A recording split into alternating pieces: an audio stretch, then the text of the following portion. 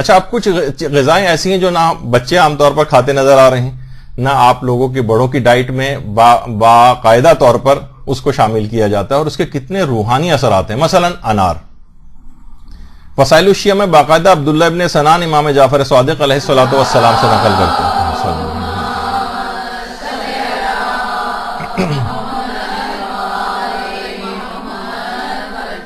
کہ انار شیریں، یہ جو میٹھا انار ہوتا ہے، یہ شیطان کے وسوسوں کو دور کرتا ہے.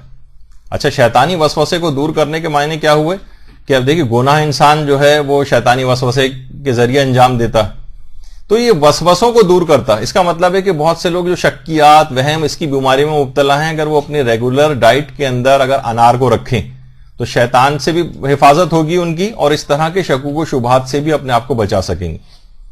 انار.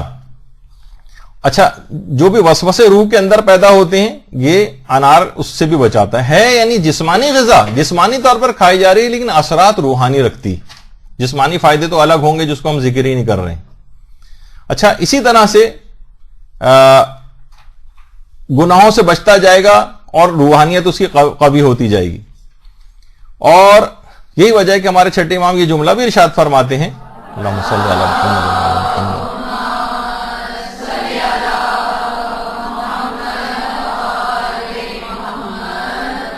جو ایک انار کھاتا ہے 40 دن تک اس کا دل نورانی رہتا ہے، اور اگر 2 انار کھا لے تو 80 دنوں تک اس کا دل نورانی رہتا ہے.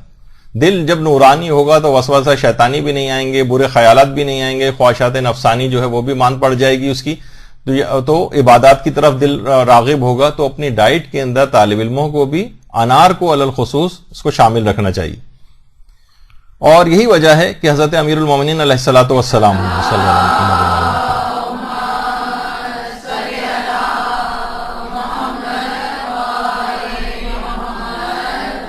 کیونکہ پیغمبر فرما گئے تھے کہ ہر انار کے اندر ایک دانہ ضرور جنت کا ہوتا ہے، تو امیر المومنین پورا ایک انار کھایا کرتے تھے، اور اس میں شیئر بھی نہیں کراتے تھے کسی کو، اس کے لیے الگ سے انتظام کر دیتے ہوں گے، لیکن کہتے تھے کہ کیونکہ ایک دانہ ضرور انار کا ہے، کون سا ہے یہ پتہ نہیں، تو اس وجہ سے انسان وہ جنتی دانہ کھا کر سوچیے اس کا دل کتنا نورانی ہوگا. تو ایک اس لحاظ سے بھی ہے. اور ظاہر ہے کہ آپ قرآن کے اندر بھی دیکھتی ہیں کہ باقاعدہ قرآن کی آیات بھی انار کے متعلق 3 مقامات پر قرآن کے اندر، ایک سورہ انعام میں 2 جگہ پر ذکر ہے، اور ایک سورہ رحمان کے اندر انار کا ذکر الگ سے آیا ہے. تو بہرحال اور یہ بھی روایات کے اندر آیا خود حضرت امیر المومنین علیہ الصلوۃ والسلام کا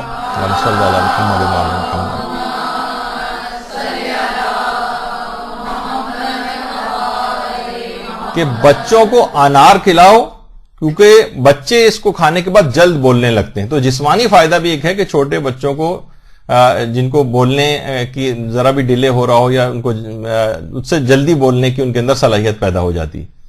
اور چھٹے امام اس پھل کو پھلوں میں سب سے بہترین پھل بھی قرار دیتے تھے، اور خود چھٹے امام ہر شب جمعہ ایک انار ضرور کھایا کرتے تھے. ہر شب جمعہ روایت کے اندر ہے کہ ایک انار ضرور کھاتے تھے.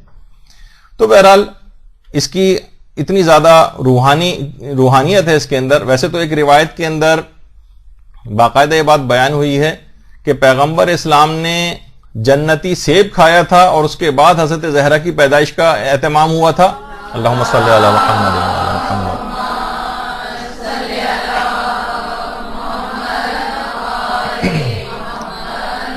اور بعض جگہوں کے اوپر جنتی انار کا تذکرہ بھی. تو بہرحال خود بھی انسان اس کو کھائے، کیونکہ وسوسہ شیطانی سے بھی جو ہے یہ بچاتا ہے.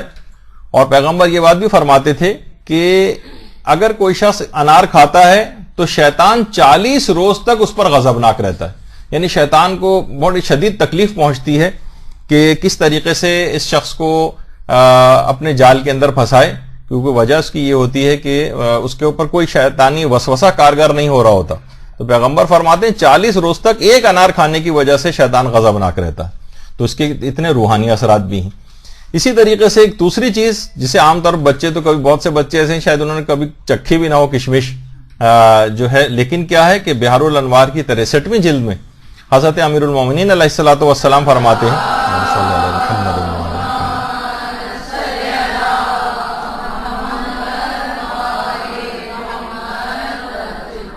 کہ کشمش انسان کے باطن کو پاکیزہ بناتی. باطن کو پاکیزہ، اس کا مطلب یہ ایک تو ظاہر ہے انسان کا جس کو جسم کہا جاتا ہے، اور ایک باطن ہے جس کو روح کہا جاتا ہے. یعنی روح کو پاک و پاکیزہ کرتی چلی جاتی ہے، یعنی خود اس کے روحانی اثرات بھی ہیں. تو بہت ساری چیزیں ایسی ہیں کہ جب بھی کچھ عملیات میں بھی ہے کہ کشمش کے دانوں پر فلاں دعا پڑھ کے کھائی جائے، تو خود اس غذا جو بتائی جاتی ہے ان کے اندر اس کے خود اپنے اثرات بھی ہیں. فقط دعا نہیں، ورنہ دعا تو کسی بھی چیز کے اوپر پڑھ کے کھائی جا سکتی، لیکن نہیں، کچھ میں خاص طور پر تذکرہ آیا کہ نہیں، اس میں کشمش کے دانوں کے اوپر مثلا پڑھ کر کھائی جائے تاکہ اس کے بھی روحانی اثرات ساتھ ساتھ رہیں. اس کے علاوہ ایک اور چیز ہے جو کہ بہت ہی زیادہ اس کی روایات کے اندر بھی بہت فوائد بیان ہوئے، لیکن لوگ پوچھتے ہی رہ جاتے ہیں کہ کیا چیز ہے، جس کو کہا جاتا ہے بہی یا بہ یا سفرجل جس کو کہا جاتا ہے، یا کوئنس انگلش میں اس کو کہا جاتا ہے.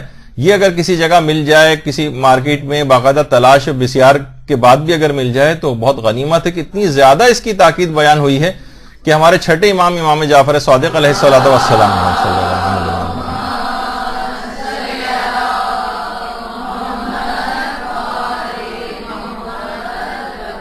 فرماتے ہیں کہ پیغمبر اسلام نے اپنے صحابی زبیر سے فرمایا تھا کہ اے زبیر بہی کھایا کرو، کیونکہ یہ دل کو آرام پہنچاتی ہے. اور اس کے بعد پیغمبر نے دو روحانی خصوصیات کا تذکرہ کیا. ایک تو جسمانی اعتبار سے دل کو آرام اور سکون پہنچانے والا پھل ہے یہ. کہا کہ زبیر بہی جو ہے وہ بخیل کو سخی بناتی ہے اور بزدل کو شجاع بناتی ہے.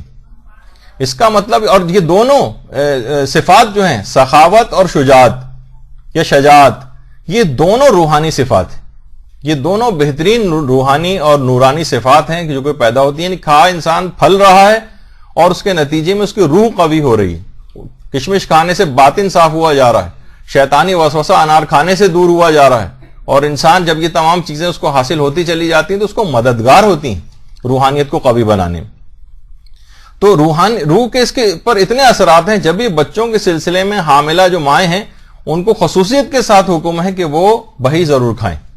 تو عام طور پر جب اس کی معلومات ہوں گی، ویسے تو الٹی سیدھے کتنے سارے غذائیں اور یہ سب کچھ جو ہے وہ گھروں کے اندر کھائے جاتے ہیں، لیکن جو واقعتاً فائدہ پہنچانے والی چیزیں، جب یہ آیت اللہ بہجتی جملہ بڑا اچھا ارشاد فرماتے تھے کہ افسوس کی بات ہے مومنین کہ وہ ذائقے دار چیز کو تو تلاش کرتے ہیں، فائدہ مند غذاؤں کی طرف نہیں جاتے. یعنی صرف ذائقہ دیکھتے ہیں، فائدہ نہیں دیکھتے کہ فائدہ کس کے اندر ہے. تو ان تمام چیزوں کو اپنی غذا ڈائٹ میں بچوں کو بھی استعمال کرانا چاہیے، اور کہ ان کے روح اور جسم دونوں اس سے طاقتور ہوں گے. تو اچھا، گناہوں کے مقابلے میں دیکھیے کہا جاتا ہے کہ انسان اس وقت گناہ کرتا ہے جب اس کی عقل کمزور ہوتی. جیسے جیسے عقل، کیونکہ خود گناہ کرنا بے عقلی یا کم عقلی کی دلیل ہے. مثلا کسی کو پتا ہے کہ اس کا لازمی نتیجہ مجھے اس نقصان کی صورت میں اٹھانا پڑے گا، پھر بھی اس کام کو کرے تو بے عقلی کا کام ہے یا نہیں؟ تو جو بھی شخص جتنا زیادہ گناہ گار ہوتا ہے وہ اتنا ہی زیادہ بے عقل ہوتا ہے. اب عقل کو کیسے بڑھائیں؟ تو روایات میں ایک چیز آئی ہے کہ وہ غذاؤں کے اندر اس کو شامل کرنا چاہیے جسے کہا جاتا ہے سرکہ. باقاعدہ وسائل الشیعہ کی ایک روایت ہے کہ سرکہ عقل کو قوی کرتا ہے، عقل کو قوی کرتا. اچھا، عقل جتنی بھی قوی ہوگی اس کی روح قوی ہوگی، روح جتنی قوی ہوگی گناہ کم ہوں گے. تو خود یہ غذاؤں کے اندر اب دیکھیے بہت ساری چیزوں کا ٹیسٹ بھی تو ڈیولپ کرنا پڑتا ہے نا. وہ پیزا اور برگر کھانے والے بچے، ان کو ایک دم سے سرکہ اور یہ سفرجل اور ان چیزوں کے اوپر کیسے آپ لے کر جائیں گے؟ تو بہت ساری چیزیں ایسی ہیں کہ آپ کو غذاؤں میں ملا کر دینی پڑیں گی. بہت سے بچے بظاہر اس کے سامنے لا کر وہ ناشپاتی نما بہی آپ رکھیں گے، کبھی نہیں کھائے گا، تو وہ آپ فروٹ چاٹ کے اندر کاٹ کے اس کو جو ہے وہ ڈال دیجئے. جس طریقے سے امرود یا سب چیزیں پڑی ہوتی ہیں، کسی طریقے سے تو اندر ان کے جسموں کے اندر جائے. خود آپ بھی کھانے کا ٹیسٹ ڈیولپ کریں اور بچوں کو بھی ٹیسٹ ڈیولپ کروائیں. بہت سی چیزیں ایسی ہوتی ہیں جو بظاہر شاید شروع میں، اول تو یہ سب ذائقے دار چیزیں، لیکن شروع میں ہو سکتا ہے کسی کو پسند نہیں آ رہی ہوں، تو اس کو ٹیسٹ آہستہ آہستہ آہستہ کر کے ڈیولپ کروانا پڑے گا. اچھا، اس کے علاوہ کچھ تو پھل ایسے ہیں جیسے یہ خربوزہ. باقاعدہ بحر الانوار کی جو 59ویں جلد ہے اس میں پیغمبر اسلام کی ایک روایت ہے.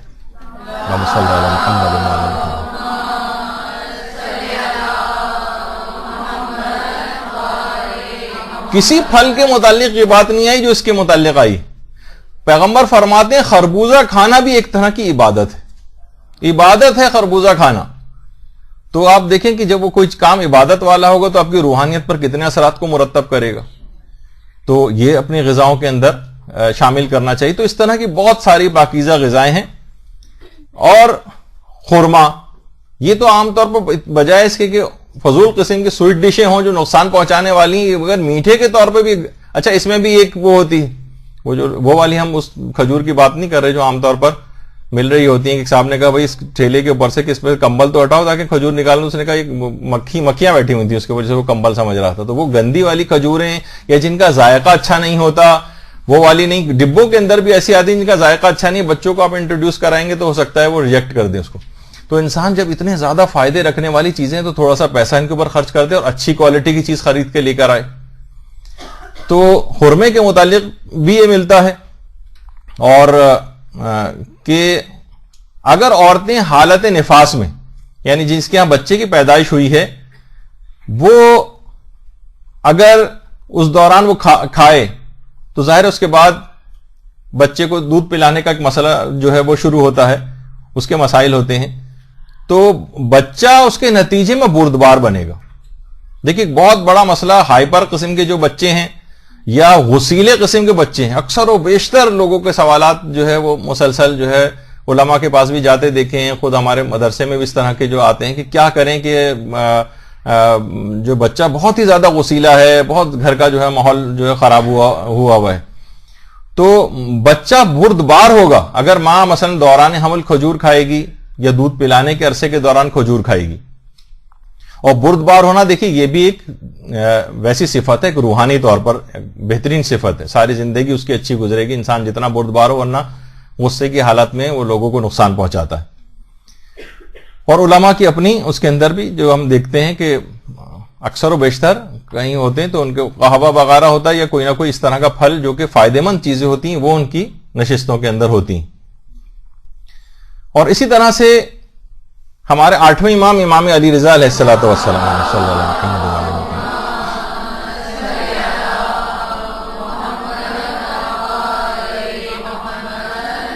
وہ بھی فرماتے ہیں کہ جو زیتون ہے، اولیوز، ان کا یہ کہ غصے کو ٹھنڈا کرتا.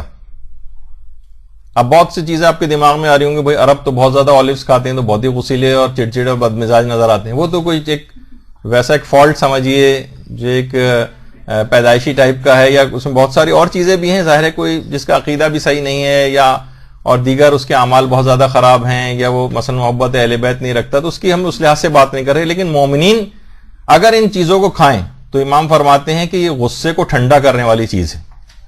لیکن کیا ہے کہ وہی ٹیسٹ ڈیولپ نہیں. اگر کوئی مثلا اگر کوئی کھائے گا بھی تو یہاں عام طور کسی بچے کو کھلائیں وہ تھوک دے گا مثلا منہ میں، اگر تو آہستہ آہستہ کر کے غذاؤں میں ملا کر کوشش چاہے تھوڑی مقدار میں ہو، اس کے بعد گھر میں اگر رکھے رہیں تو لوگ اس کو عام طور پر یہ ویسے ہی کہ اٹھا کر کھانے والی چیز، جس طریقے سے بچے عام طور پر ٹافیاں وغیرہ کھاتے ہیں، اس طرح سے بہت سے اچھے ٹیسٹ اور فلیورز کے جو ہیں وہ یہ آ رہے ہوتے ہیں. تو آپ خود تلاش کر کے لے کر آئیں تاکہ یہ اس سے اپنے خود کو بھی عادی بنائیں، گھر کے مردوں کو بھی کھلائیں.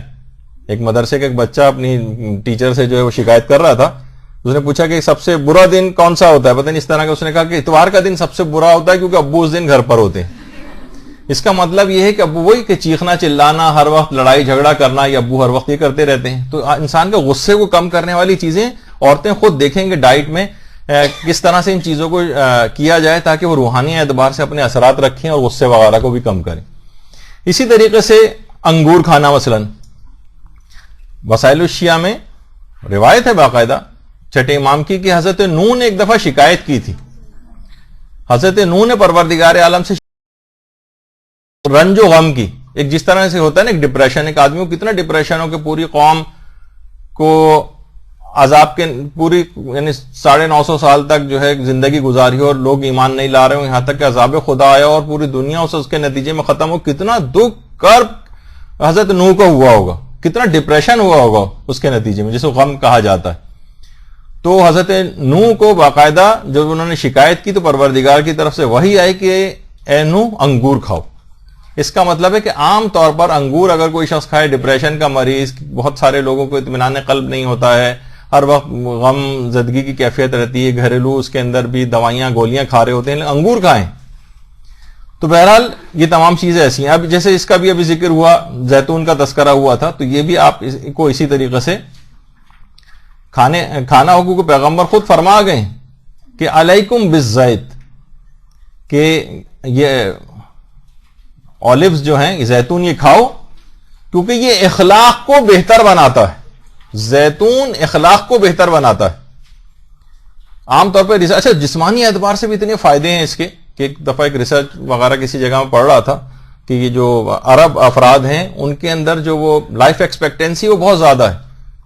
ابھی آپ نے دیکھا کہ بہرحال ہم بہت سے حوالوں سے جو گفتگو نہیں کر رہے, صرف جسمانی اثرات کے حوالے سے کہ عربوں کو ہم دیکھتے ہیں, ابھی بادشاہ کا بھی انتقال ہوا 91 برس کی عمر میں, باقی بھی وہاں پہ لوگ عام طور پر 89 ایئرس شاید ایک ایوریج لائف ایکسپیکٹینسی وغیرہ کچھ علاقوں کی ہے. تو وہاں کے لوگ آلیوز جو ہیں زیادہ کھاتے ہیں. تو جو بھی یہ جسمانی اعتبار سے بھی فائدے ہیں, ٹھیک ہے بہت سے لوگوں کو ظلم و ستم کی وجہ سے روحانی کوئی فائدہ نہیں ملے گا, لیکن ایک جسمانی فائدہ تو ملتا ہے. تو پیغمبر فرماتے ہیں کہ اخلاق یعنی روحانیت پر زیتون کھانے کا اثر یہ کہ اخلاق کو بہتر بناتا ہے, نفس کو آرام پہنچاتا ہے اور غم و رنج کو دور کرتا ہے. وہ اخبار الرضا کی باقاعدہ جو روایت ہے. تو آپ نے دیکھا کہ جتنی بھی حلال اور ریکمینڈڈ غذائیں ہیں وہ جسم اور روح دونوں کے اوپر بہترین اثرات رکھتی ہیں. اچھا بعض غذائیں ایسی ہیں کہ اگر بہت دنوں تک کھانا چھوڑے رکھیں تو آپ کے اندر اخلاق برے پیدا ہونے لگتے ہیں, اور کچھ غذائیں ایسی ہیں جو زیادہ کھانے لگیں تو اس کے بھی اثرات پیدا ہونے لگتے ہیں. مثلا ہمارے جو بچے ہیں آپ دیکھ رہے ہیں کہ مثلا غذائی بے اعتدالی کا شکار ہے, صرف برگر پیزا برگر, بس اسی کے اندر وہ آج کل جو ہے وہ بچے لگے ہوئے نظر آ رہے ہیں. ان کے اثرات بد ہیں. علماء باقاعدہ فرماتے ہیں کہ یہ جو بہرحال حرام غذا اس انداز سے تو اپنے طور پر جاتی ہے, لیکن جو جائز غذائیں بھی ہیں, مثلا مرغی جو ہے وہ ظاہر چکن برگر ہوگا, چکن پیزا ہوگا, ہر چیز کے اندر یہ چکن کا عنصر ضرور ہوگا. تو جتنا تو اس میں مرغی کی خصوصیات آنے لگتی ہیں. ہر وقت انسان بس چگنے اور دانا کھانے کی فکر میں رہتا ہے. جو مرغی زیادہ کھاتا ہے, جیسے مرغی ہر وقت کٹ کٹ وہ کرتی رہتی ہے نا, ہر وقت دانا چگتی رہتی ہے, اس کے علاوہ اس کو کوئی اور فکر ہی نہیں ہے. اس کے علاوہ ہر وقت صرف, اور بہت سے آپ کو پتا ہے وہ چوزے وغیرہ ان کو روکا بھی جاتا ہے کہ اس سے مقرر مقدار سے زیادہ نہ کھائیں ورنہ موت واقع ہو جاتی ہے, کیونکہ ہر وقت ان کو صرف کھاتے چلے جانا ہے.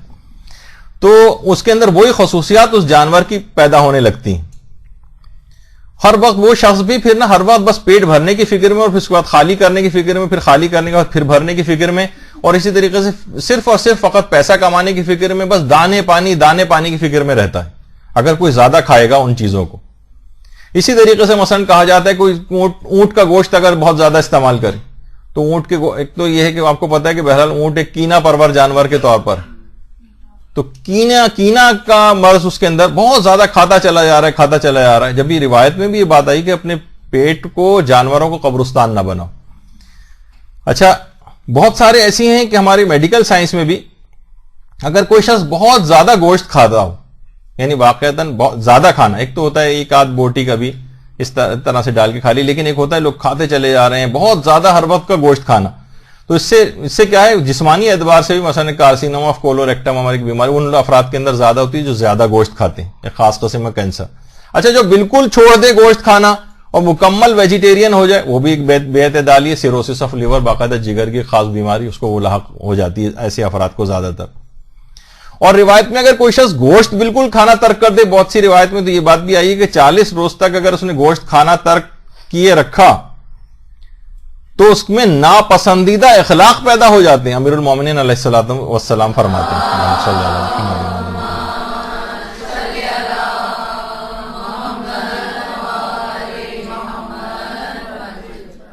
اچھا آپ نے دیکھا کہ زیادہ اگر گوشت کھائے گا اس کے بھی الگ اس کے اثرات ہوں گے, دل سخت ہونے لگتا ہے. 40 روز تک گوشت بالکل چھوڑے رکھے گا تو اخلاق ناپسندیدہ ہونے لگتے ہیں. تو اس کا مطلب کیا ہوا کہ روحانیت کے اوپر اس کی یعنی ایک اعتدال ہونا چاہیے. آیت اللہ بہجت بڑی ایک اچھی بات جو ہے فرماتے تھے, وہ فرماتے تھے ہمارے ساتھ ایک بہت بڑا مسئلہ یہ بھی ہے کہ ہم نا غذاؤں میں تنوع نہیں رکھتے ہیں, ورسٹیلٹی بہت ڈفرینٹ قسم کی, حتیٰ کہ مثلا ہوتا ہے نا کہ آپ نے کوئی سا بس ایک ناشتہ, بہت سارے لوگ روزانہ ناشتے میں انڈا بس یہ کھاتے چلے جا رہے ہیں. کہتے نہیں, اس کو چینج کریں, کبھی کوئی چیز ہونی چاہیے, کبھی کوئی چیز ہونی چاہیے, کبھی کسی انداز کا ہو, کبھی مثلا کوئی کھانا آپ نے کھا لیا, کبھی صرف چائے کے ساتھ مثلا کوئی بسکٹ لے لیا, کبھی کسی انداز سے کھایا آپ نے, کبھی کسی انداز سے کھایا, یعنی اس کے اندر بہت الگ الگ طرح کی. اول تو غذا کوشش کریں کہ سادہ ہی ہو. عام طور پر ہم علماء اور مراجع اکثر میں ہمارے جو یہاں آتے ہیں علماء اور نجف وغیرہ کے, میں ان سے بھی پوچھتا ہوں, علامہ طالب جوہری آئے تھے ان سے بھی پوچھا, دیگر ہمارے غلام علی وزیری صاحب نجف کے ہیں ان سے بھی پوچھا کہ علماء اور مراجع ہمارے وہ ان کی کھانے وغیرہ کی سٹائل کیا ہوتا ہے. تو کہتے ہیں بہت ہی سادہ اور کم غذا کھاتے ہیں لوگ. سب کے ساتھ ہم نے یہ دیکھا ہے, کسی کو بھی اس لحاظ سے پرخوری یا جو عام طور پہ ویسی عادات ہوتی ہیں, جب بھی ظاہر علم اور اپنے اس میں جو فہم کے اس سٹیج کے اوپر ہوتے ہیں کہ وہ ان تمام چیزوں کا خیال کرتے ہیں. سادہ ترین غذا. علماء کے پاس بھی آپ دیکھیں بہت ہوا تو بمشکل ایک پھل جو ہے وہ سامنے رکھا ہوتا ہے ان کے, یعنی جو اچھی پازیٹیو, اس کے بھی اگر روحانی فائدے یقیناً ان تمام چیزوں کے ہوتے ہوں گے کہ یہ سب چیزیں سامنے ہوتی ہیں. یعنی صرف جو فائدے مند چیزیں مفید چیزیں ہیں وہ کھانے میں سامنے, ورنہ تو اور بھی چیزیں ایسی جو نقصان پہنچانے والی ہیں, مثلا سموسے سامنے رکھے ہوتے ہیں ان کے, تو آپ کو کہا جاتا ہے کہ یہ لوگ کی کیا چیز کھا رہے ہیں. نہیں, پھل سامنے مثلا رکھا ہوا ہے. اسی طریقے سے غذاؤں میں, چاہے وہ ابھی تک تو کھانے والی آپ نے غذائیں سنی. ہاں پہلے بس اس میں ایک بات اور بتا دوں پھر میں آتا ہوں زمزم کی طرف. تو یہ فرماتے تھے کہ ہر وقت آپ نے چینج بھی کرتے رہیں, ضروری نہیں کہ بس ایک ہی غذا بار بار بار بار ناشتے میں. تو کیا ہوگا کہ اس غذا کی کثرت ہوتی جائے گی, اس کے اثرات ہوتے چلے جائیں گے آپ پر جو کہ وہ نہیں ہونے چاہیے تھے, اس کے مضر اثرات ڈیولپ کرنے لگے گی. اچھا, مختلف چیزیں الگ الگ استعمال کریں گے تو الگ الگ چیزوں کے فائدے بھی آپ کو حاصل ہوتے چلے جائیں گے. تو اگر ہو سکے تو لوگ کوشش یہ کریں کہ فرمائش کر کے جو بھی عمرہ اور حج کے اوپر جا رہا اس سے فرمائش کر کے آب زمزم ضرور منگوائے کریں. گھر کی بوتلوں کے اندر پانی میں تھوڑا تھوڑا سا ہر دن بعد, یعنی پورے سال چلائیں, بار بار منگواتے رہیں, انتظامات کریں اس کے. اور گھر والوں اس کا ایک روحانی اثر ہوتا ہے زمزم کا, نفاق دور ہوتا ہے. سب سے پہلی بات تو ہے کہ روایت میں ہے کہ منافقین اس کو کم کم پیتے ہیں اور مومنین جو ہے کثرت کے ساتھ پیتے ہیں. تو اچھا, اس سے بھوک بھی کم ہو جاتی ہے. وہ افراد جو ڈائٹنگ وغیرہ کے بہت زیادہ شوقین ہیں وہ کثرت سے زمزم اگر پئیں, لوگ بھی اکثر بھوک لگ رہی ہوتی ہے, لوگوں نے باقاعدہ اس بات کو سننے کے بعد آبزرو کیا ہے, باقاعدہ وہاں ایکسپیرینس کیا ہے کہ اگر بھوک بھی لگ رہی ہو اور خانہ کعبہ وغیرہ جائیں اور وہاں 2-1 گلاس آب زمزم کے پی لیں تو اس کے بعد ایسا لگتا ہے کہ ویسے بھوک ختم ہو گئی ہو. یہ باقاعدہ کوئی ایکسپیرینس بھی کر کے دیکھ سکتا ہے. تو یہ خود بھوک کو بھی مٹاتا ہے. تو زمزم سے جو ظاہر اندر جائے گا تو اس کے اندر روحانی طاقت بھی آئے گی, اور جسمانی طاقت کے لحاظ سے بھی یہ ہے کہ جب انسان صحیح کے لیے جاتا ہے تو صحیح پر جانے سے پہلے صفا اور مروہ کے درمیان جو صحیح ہوتی ہے مستحبات میں سے ہے کہ ایک دعا پڑھ کر اس وقت زمزم کو پیے. جسمانی طاقت بھی پیدا ہوتی ہے صحیح کے لیے, اور روحانی طور پر بھی زمزم جو ہے وہ اپنے اثرات جو ہے وہ رکھتا ہے. جیسے کہ نفاق دور ہو جاتا ہے, نفاق عملی. نفاق اعتقادی تو مومنین کے اندر نہیں پیدا ہوتا کہ وہ اعتقادی طور پر منافق ہو جائیں, لیکن نفاق عملی ہوتا ہے کہ ہمارا علم ہمارے عمل سے مطابقت نہیں کرتا. ہمیں پتہ ہے بہت ساری چیزیں ہمارے علم میں ہیں کہ ان کو کرنا چاہیے لیکن ہم نہیں کرتے. بہت سی چیزیں ہمیں پتہ ہے کہ ان کا یہ نقصان ہے, حرام ہے, لیکن ہم پھر بھی انجام دے لیتے ہیں. اس کو نفاق عملی کہا جاتا ہے. اور جیسے جتنا آدمی زمزم پیتا جاتا ہے اس کے اندر سے نفاق کا مرض دور ہوتا جاتا ہے.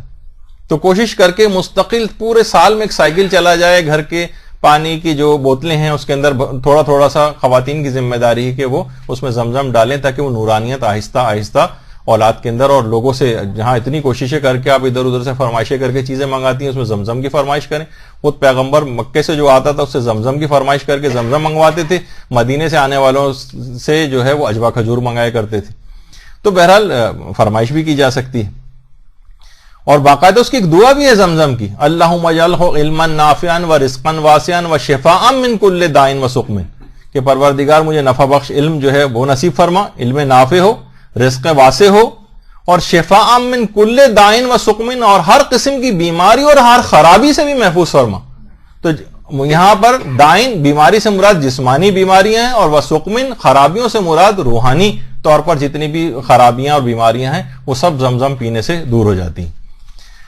تو اور ہر غم سے بھی, یعنی ڈپریشن وغیرہ کے مرض سے بھی امان ملتی ہے. یعنی باقاعدہ یہ ہر غم سے نجات دینے والا جو ہے پانی شمار کیا گیا.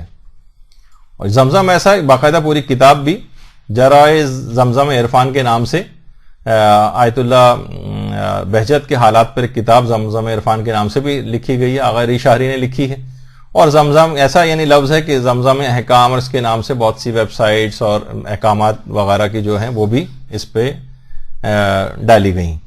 جب یہ کہا جاتا ہے کہ جو بچے کا تہنیک کا مسئلہ ہے، بچے کا گلا اٹھانا پیدائش کے بعد، جسے پہلی غذا جو گٹھی پلائی جاتی ہے اس کو گلا اٹھانا جس کو کہا جاتا ہے، تو اس کے اندر بھی مستحب ہے کہ اس کا پہلے سے انتظام کر کے رکھنا چاہیے کہ یا تو اصلی تربت امام مظلوم کی جو مٹی ہے وہ اس بچے کو جو ہے وہ اس کے منہ میں جو ہے وہ پہنچائی جائے، یا اس کے چند ایک ذرات یا اس طرح سے، یا مائع فرات. اچھا یہ والا فرات کا پانی، اس میں تو لوگ یہ لے کر آتے ہیں پینے، اس کو تو ہرگز، بلکہ ہمارے استاد محترم تو فرماتے ہیں اس کے اندر پاؤں بھی اندر نہ ڈالیں اس فرات کے پانی میں. انڈسٹریل ویسٹ جتنا بھی ہے اس کے اندر ملایا ہوتا ہے، انتہائی مضر صحت ہے. لیکن اس کو ڈی سیلینیشن پلانٹ ایک لگا ہوا، یہی فرات کا پانی وہاں کربلا میں تقریباً ہر ہوٹل کے جو عام نلکوں سے بھی جو پانی آتا ہے وہ فرات کا پانی ہوتا ہے. تو وہاں سے آپ پانی بھر کر لے آئیں جو صاف ستھرا کیا ہوا پانی ہے. اس والے پانی کو کسی کو لا کر نہ پلائیں، نہ خود پئیں، کیونکہ اس کے اندر بہت سارے اس طرح کے فضلات وغیرہ جو انڈسٹریز کے ہیں وہ بھی اس کے اندر ملے ہوئے ہیں جو آپ کی صحت کے لیے نقصان دہ ہیں. لیکن یہ کہا گیا ہے کہ یا تو تربت حسین سے اس کی تہنیک کی جائے، اس کا گلا اٹھایا جائے جو گٹھی جو پہلی خوراک اس کے اندر جاتی ہے، یا فرات کا پانی. دیکھیے کھانے پینے کی چیزیں ہیں نا، لیکن ان کے روحانی فائدے. ہمارے پانچویں امام محمد باقر علیہ الصلوۃ والسلام فرماتے ہیں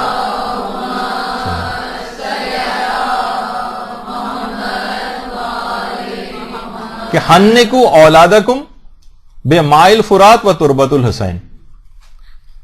تو باقاعدہ اصول کافی کی بھی جو روایت ہے کہ حنکوا اولادکم یعنی اپنی اولاد کی تہنیک کرو، یعنی اس کا گلا اٹھاؤ یا اس کو گٹھی پلاؤ مائع فرات سے اور تربت حسین سے. اچھا اگر یہ نہ ملے تو پھر روایت میں آیا کہ مثلا بارش کے پانی سے بھی تہنیک کی جا سکتی ہے، ورنہ کھجور سے بھی تہنیک کی جا سکتی ہے.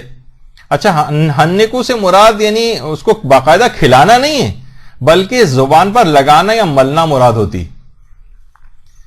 اور چھٹے امام نے تو یہ فرمایا کہ اللہم صلی علی محمد و علی محمد،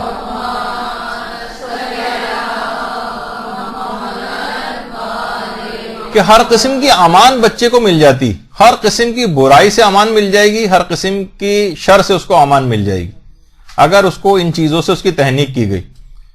اور باقاعدہ کھجور سے تہنیک کا حکم بھی یہ بھی موجود ہے. آیت اللہ برجردی کی جو کتاب جامع احادیث شیعہ ہے اس میں باقاعدہ پیغمبر کی ایک روایت کھجور کے سلسلے میں یہ ہے کہ پیغمبر اسلام نے امام حسن اور امام حسین کی تہنیک کھجور کے ذریعے کی تھی. صلی اللہ علیہ وسلم.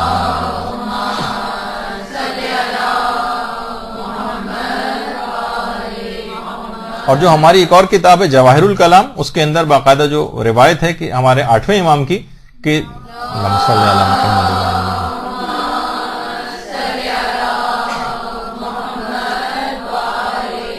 کہ اگر تربت امام مظلوم نہ ملے تو شہد سے تہنیک کرو، شہد سے.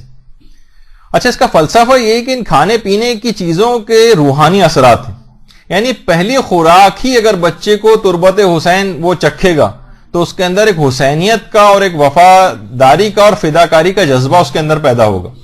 مائع فرات کو پلا کر بچے کو ہر قسم کی قربانی کے لیے، دین کے لیے تیار کیا جائے گا. اسی طریقے سے کھجور کا بھی تذکرہ قرآن کے اندر اس لحاظ سے آیا ہے کہ حضرت مریم کی پہلی خوراک جو حضرت عیسیٰ کی پیدائش کے بعد کہ مریم اس کو کھجور کے درخت کو ہلاؤ اور جو کھجوریں جو وہاں سے گریں ان کو تم کھاؤ.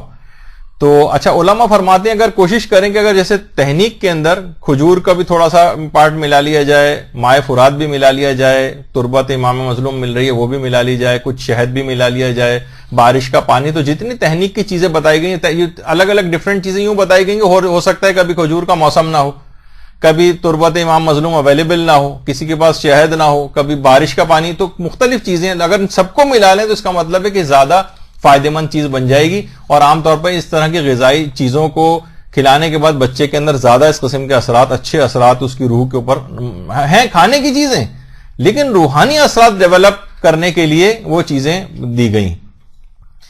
تو اور یہ بھی کوشش کی جائے، دیکھیے پھر وہی والی بات کہ تمام چیزیں بھی جب حاصل کی جائیں گی، ظاہر پیسے کے ذریعے کھجور خرید کے لائیں گے، آپ پیسہ خرچ کریں گے ادھر ادھر سے تو اور چیزیں شہد وغیرہ کو آپ لے کر آئیں گے، تو یہ سب چیزیں بھی مال حلال اور رزق حلال سے ہونی چاہیے. ورنہ اگر خمس نہ نکلا ہوا مال سے اگر خریدی گئی ہیں تو ان سے کوئی فائدہ نہیں ہوگا. یہ بھی حدیثوں کے اندر ہے کہ جس کی جسم کی پرورش حرام غذا سے ہوگی وہ چیز وہ شخص کبھی جنت میں داخل نہیں ہو سکے گا. حرام سے اگر تو وہ عذاب بھگتے گا, وہ جسم سے حرام اس کا نکلے گا, آگ میں جلا جلا کے اس کی تطہیر کی جائے گی, پھر جنت کے اندر آئے گا. اور پیغمبر نے اپنے صحابی سعد کو تو یہ کہا تھا کہ اے سعد اگر تم کھاؤ تو ہمیشہ حلال چیز کھانا, اگر تم نے فقط حلال چیزیں کھائیں تو تم مستجاب الدعوات ہو جاؤ گے, تمہاری ساری دعائیں قبول ہونے لگیں گی. تو لوگوں کو بھی چاہیے کہ ایسے پیشے اختیار کریں کہ جس میں حرام نہ ہو. افسوسناک صورتحال ہم اس وقت دیکھتے ہیں کہ جب لوگ ساری زندگی حلال کماتے ہیں اور جب ریٹائرمنٹ ہوتی ہے اور ساری زندگی کی جمع پونجی وہ پھر فکس ڈپازٹ میں سودی حکومتی سودی اسکیموں کے اندر لگا کر وہاں سے جو 50% جو ان کو غریب کو دینا ہوتا ہے وہ بھی نہیں دیتے. پوری زندگی حلال کمایا اور اس کے بعد آخر میں اس کو حرام جگہ کے اوپر انویسٹ کر کے یا اس کے اندر غریب کا حق نہ نکال کے اس پورے مال کو حرام کر لیا, اور پوری زندگی کی ایک لحاظ سے محنت کی جو ایمانداری سے اور حلال غذا کھائے تھے اس کو آخر میں اس کے اثر کو برباد کر لیا. ان کی حالت زار کو دیکھ کر زیادہ افسوس ہوتا ہے. تو کوشش کریں کہ لوگوں کو بتائیں کہ یہ سب چیزیں ایسی ہیں کہ اپنے اندر اس مال حرام وغیرہ کو نہ جانے دیں, ورنہ پھر نافرمانیاں اور جو یہ اپنی اولاد کی دیکھنے میں آتی ہیں اور سب کچھ یہ ان سے ان کو بچایا جا سکے. تو اسی طریقے سے دیکھیے خالی یہی نہیں کہ حلال غذا بھی اگر زیادہ کھائی جانے لگے اس تک کے روحانی اثرات ہوتے ہیں. پرخوری کی جب اس حد تک مذمت آئی ہے, اس حد تک اس کے نقصانات آئیں گے. بہت زیادہ انسان اگر کھانا کھانے کا پرخوری کا پیٹ بھرے ہوئے پیٹ پہ کھانے کا عادی ہو جائے, سب سے پہلے تو ایک تو یہ کہ اس کا عبادات میں دل نہیں لگتا ہے, شیطان بہت خوش ہوتا ہے, نماز شب سے چیز مانے ہو جاتی ہے, فجر کے لیے اٹھنا مشکل ہو جاتا ہے. تو یہ سب روحانی اثرات. بلکہ روایت کے اندر تو یہ جملہ بھی ہے کہ پروردگار عالم کو سب سے زیادہ مکروہ ترین اور قابل نفرت بھرے ہوا پیٹ ہے.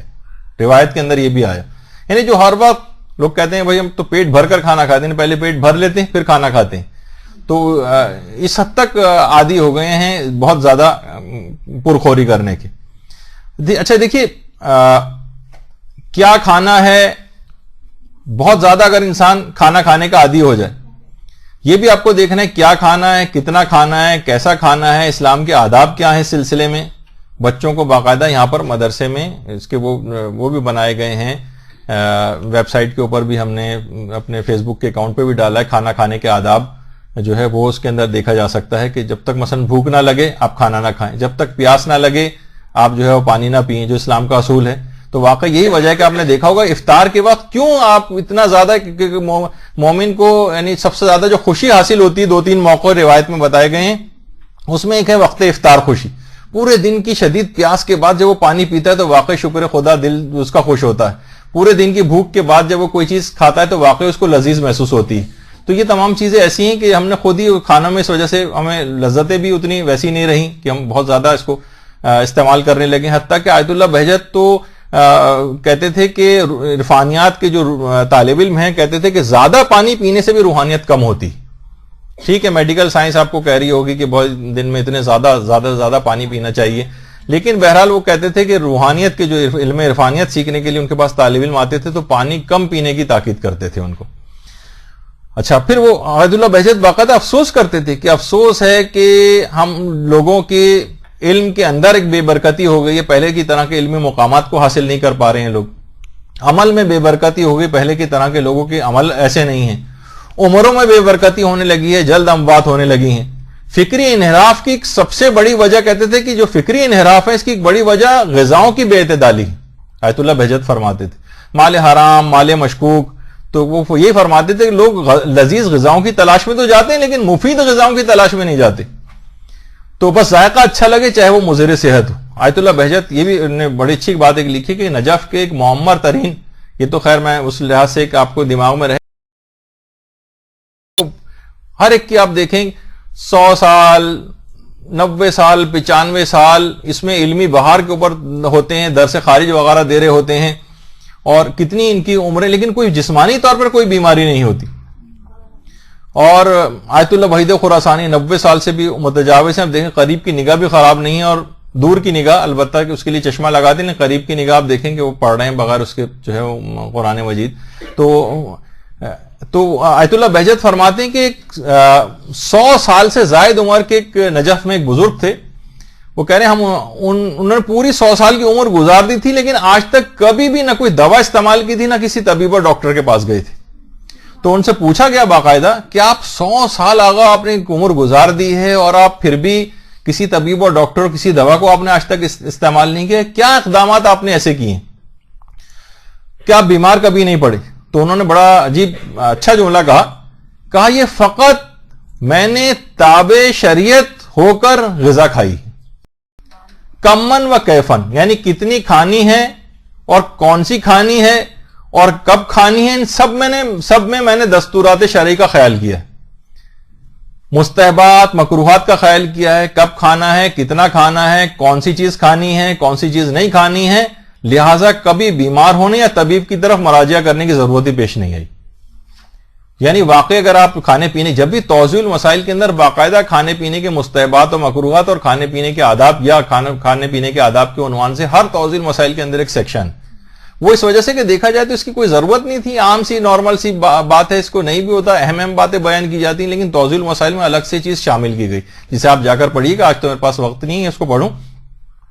تو اس لحاظ سے دیکھیں ان تمام حلال غذاؤں کا بھی اتنا زیادہ فائدے ہیں کھانے کے، اور حرام غذاؤں کے کتنے زیادہ آپ نے نقصانات سنے۔ بہت ساری ایسی چیزیں بھی ہیں جیسے یہ دالوں کے متعلق کہا جاتا ہے، روایت کے اندر جملہ بھی آیا کہ اے علی، یعنی مسور کی دال کے لیے بھی ہے اور ایسے عام دالوں کے لیے بھی ہے کہ یہ بابرکت اور مقدس غذا ہے دال، بابرکت اور مقدس غذا ہے، دل کو نرم کرتی ہے دالیں، اور روایت میں ہے کہ آنکھوں سے اشک کو، یعنی جب دل نرم ہوتا ہے تو آنکھوں سے اشک جاری ہوتا ہے، اور یہ انبیاء کی غذا ہے دال، انبیاء کی۔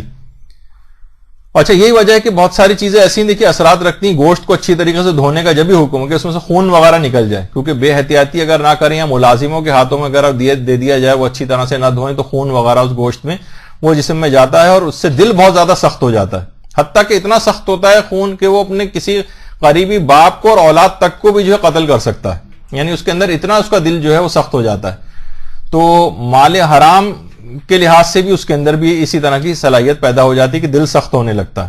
برحمتك يا ارحم الراحمين وصلى الله على محمد وآله الطاهرين۔